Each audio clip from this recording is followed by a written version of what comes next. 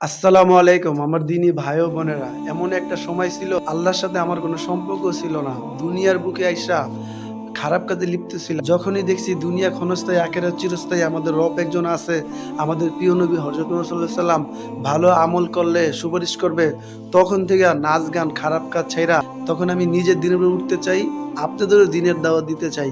কোন অবস্থায় like comment শেয়ারের জন্য আপনাদের কাছে দিনের দাওয়াত পৌঁছায় না। লাইক কমেন্ট শেয়ার এগুলা মাকলু, এগুলা না আপনার কোনো ভাগ্য পরিবর্তন করতে পারবে, না আমার কোনো ভাগ্য পরিবর্তন করতে পারবে। যতদিন আল্লাহর দুনিয়ায় বেঁচে থাকবো ততদিন পর্যন্ত আপনাকে, সারা পৃথিবীর মানুষকে আল্লাহর দিকে জোরে দিব।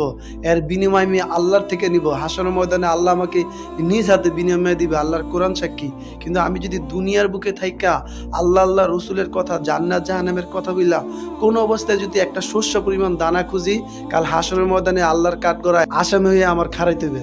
যদি দিনের পথে চইলা শেষ নিঃশ্বাস ত্যাগ করতে পারি, কালেমার দাও দিতে পারি, আমার বিশ্বাস, আমার একিন, মরা যাওয়ার পরে আল্লাহ যদি আমাকে জান্নাত বেশ করে, ওই জান্নাতে আল্লাহ রাসূলের সাথে দিদার হইবে, আবু বকর, ওমর, আল্লাহ রসুলের বড় বড় সাহাবীদের সাথে আমার সাক্ষাৎ হইবে, আপনাদের সাক্ষাৎ হইবে। যদি আমরা আল্লাহর দেওয়া জান, আল্লাহর দেওয়া সময় নিয়া এই পৃথিবীতে আনাচে কানাচে সব জায়গায় আমার সাথে মিলিয়া কালেমার দাওয়াত পৌঁছাতে চান, তারা আমার সাথে বলেন লা ইলাহা ইল্লাল্লাহু মুহাম্মাদুর রাসূলুল্লাহ।